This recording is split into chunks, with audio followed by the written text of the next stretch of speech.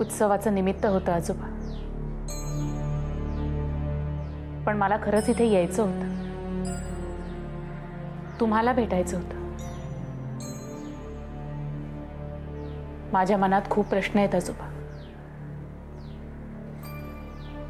पण त्या प्रश्नांची उत्तरच सापडत नाही. उलट उलट आणखीनच प्रश्न पडतायत मला.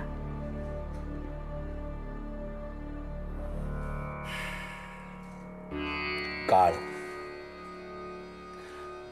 काळ हे सगळ्या गोष्टींवरचं उत्तर आहे बाळा. असो असो, कसले प्रश्न पडतायत तुला?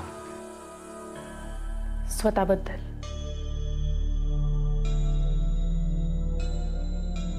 मी अशी काय आजोबा?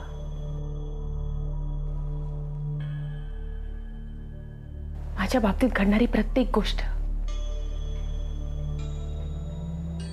ही गोष्ट विचित्र काय? चार चौघींसारखं सरळ सोपं आयुष्य का नाहीये माझं? एखाद्याच्या भविष्यात घडणारी गोष्ट मला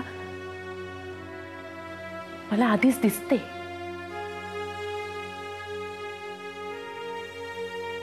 आणि बहुधा ती वाईटच असते.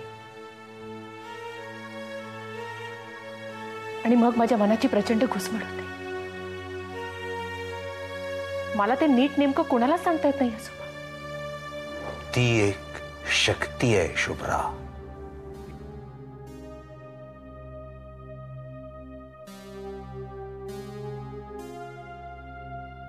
नाही आजोबा, शक्ती नाही, शाप आहे.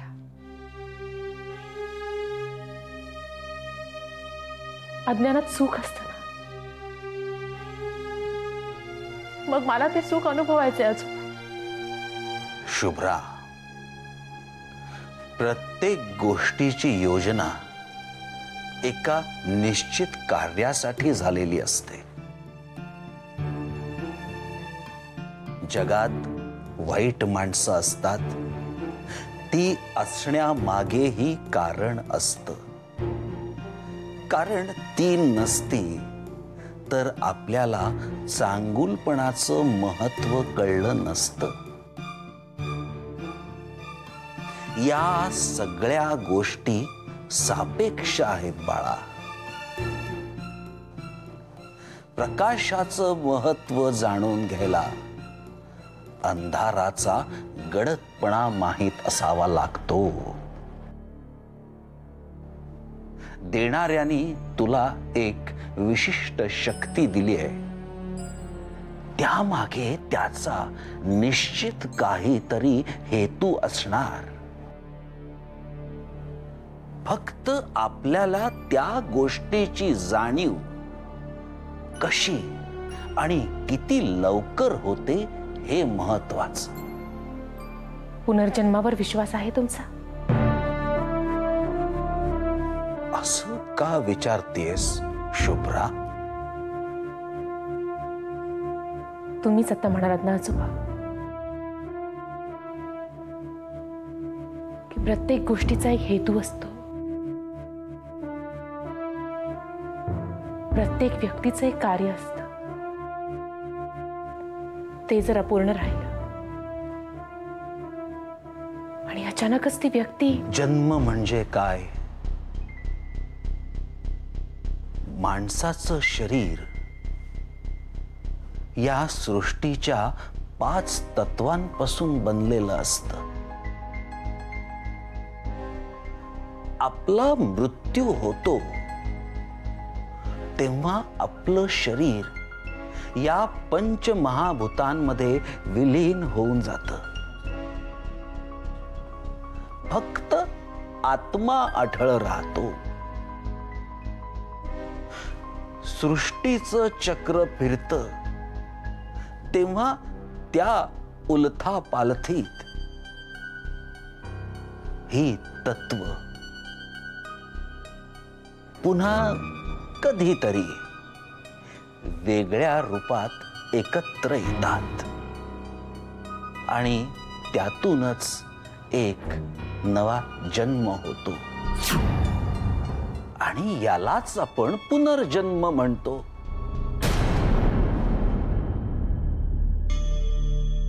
पुनर्जन्म ही एक भाकड कथा आहे असं मला तरी वाटत नाही. अगं, तुमच्या फिजिक्स मध्ये म्हणजे भौतिक शास्त्रात देखील म्हटलेलं आहे, ऊर्जेचा जन्म किंवा विनाश होत नाही, ती तशीच राहते.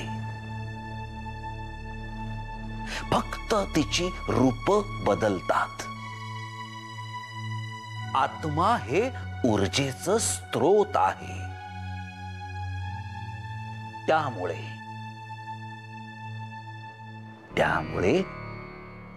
हो, पुनर्जन्मावर माझा विश्वास आहे. आणि माझ्या बाबतीत असं घडलं असेल तर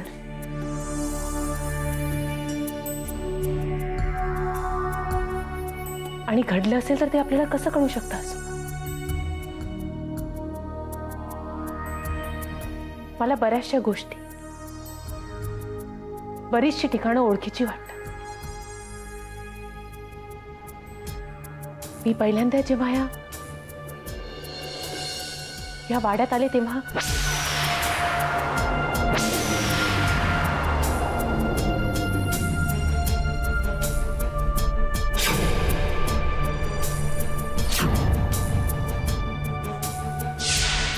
मला असं वाटलं की मी इथे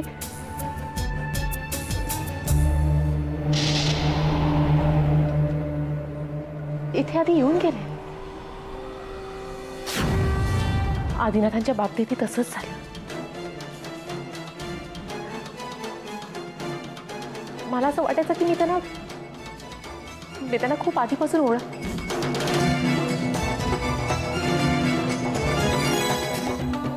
आजोबा, हे सगळं आदल्या जन्मीचं काय?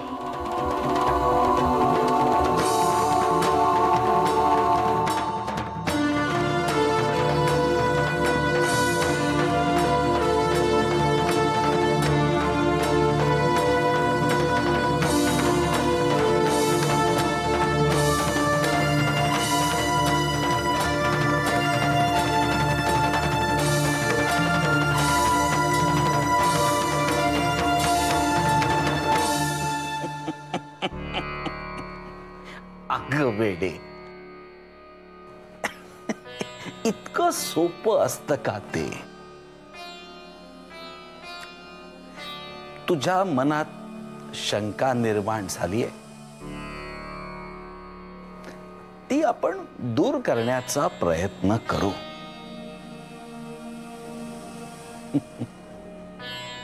आजपर्यंत अनेक कारणांसाठी मी पत्रिका पाहिल्या, पण या अशा कारणासाठी मी कधीही कोणाचीही पत्रिका पाहिली नव्हती. लोक माझ्याकडे भविष्यकाळ जाणून घेण्यासाठी येतात. तुला भूतकाळ जाणून घ्यायचा आहे.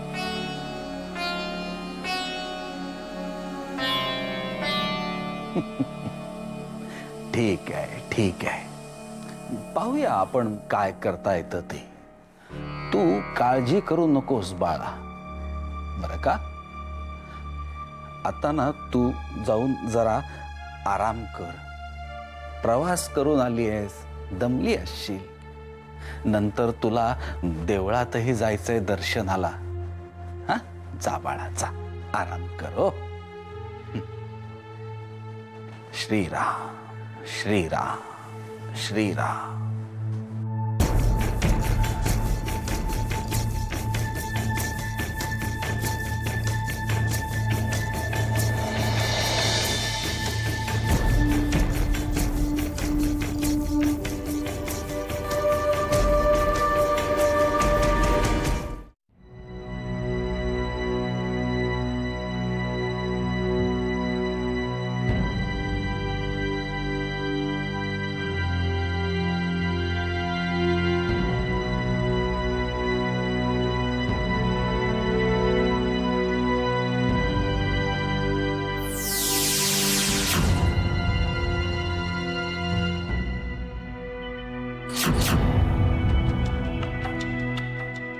1980 सालच्या गुरु शनीच्या युतीत जन्म झालाय दोघींचा.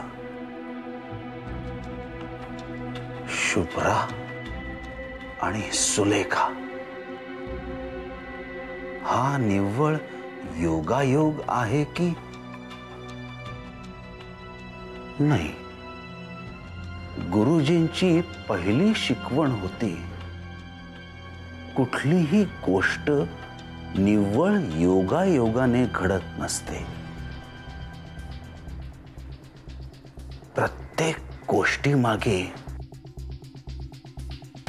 विशिष्ट कार्यकारण भाव असतो.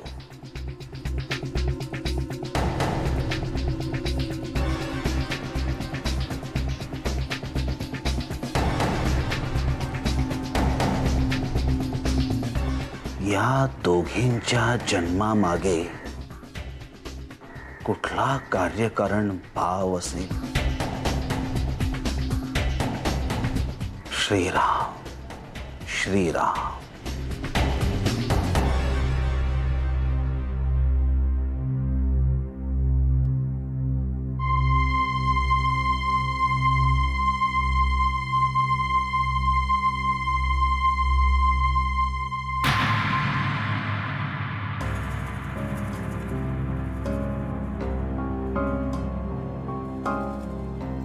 Mamma,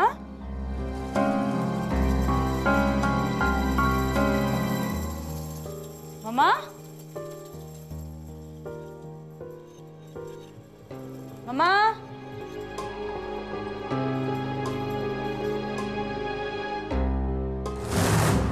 mamma, mamma, mamma, mamma कुठे आहेस तू? Mamma, enough of playing games. Mamma, कुठे आहेस तू?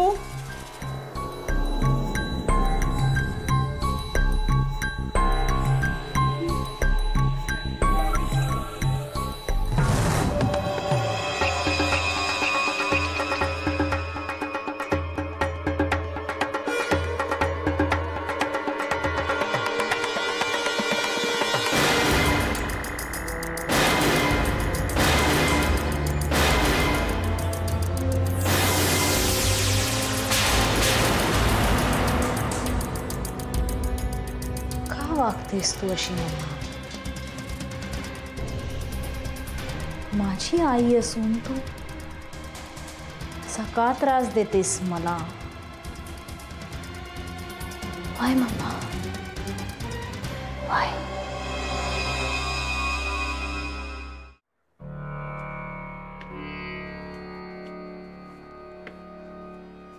सोपान काका महाधूर्त निघाले. स्वतःच गहाळ केलेले कागद मला आणून दिले. वर म्हणाले ते तू चोरले होतेस म्हणून. छे, या वयात खजिन्याचा इतका सूस. मालक, मला मागे म्हणाले होते मला काही खजिन्याचा लोभ नाही, पण जी गोष्ट मिळवण्यासाठी माझी 60 वर्ष मी फुकली ती मिळवल्याशिवाय मला काही मरण नाही. श्रीराम श्रीराम. मला सांगा मालक, आता तो खजिना मिळाला तरी यांना त्याचं काय करायचं? यांचा ना आगा ना पिछा. या वयात हा माणूस इतका विखारी आहे, तरुण वयात काय असेल? सोड रे विष्णू. कोण कसं वागलं, का वागलं, ही कोडी मला कधीच सुटली नाही, कधीच नाही. ती सुटती ना तर माझ्या पार्वती वहिनीच्या अचानक बेपत्ता होण्यामागची कारण तरी मला समजली असती. जाऊ दे.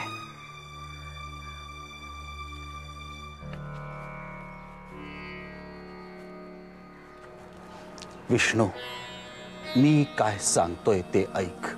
बोला मालक.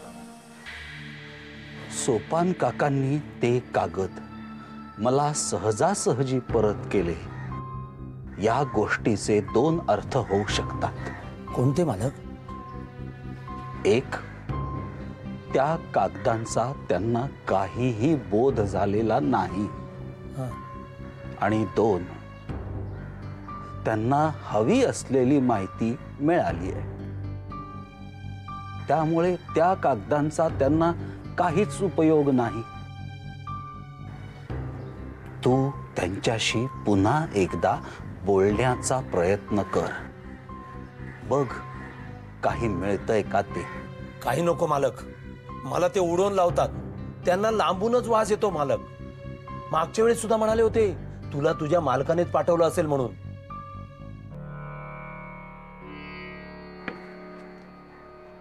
ते काहीही असलं तरी त्यांना एका साथीदाराची गरज आहे. आणि इथे तुझ्याशिवाय दुसरं कोणी नाही विष्णू. तेव्हा मी काय म्हणतो, समजलो मालक. मी बघतो प्रयत्न करू.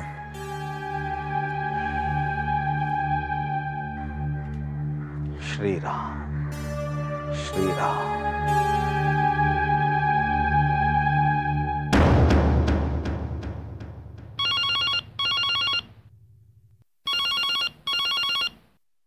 बाळ कधीपासून वाजतोय फोन? अगं घेणारच होतो आता मी. हॅलो दी दी सुलेखा, काय झालं? बाळ सुलेखाचा फोन आहे. आधी रडायची थांब, मला सांग काय झालंय. काय झालं ग? दी दी मम्मा घरात नाहीये ग. घरात नाहीये म्हणजे? अगं मी सकाळी उठले तर मी एकटीच होते आणि ती कुठे निघून गेली मला न सांगता माहित नाही. ती मी कुठे शोधू अगं तिला आता. कुठे गेली असेल का मम्मा ती? पूनम काय झालंय? बाळ आई कुठेतरी घरातून निघून गेलीये. काय? दे इकडे दे फोन. हॅलो, हा लेखा, मी बोलतोय, बोल. जिजू जिजू मी काय करू आता? म्हणजे मम्मा कुठे गेली मला माहित नाही. मी कुठे जाऊ शोधायला मम्माला? जिजू लेखा प्लीज.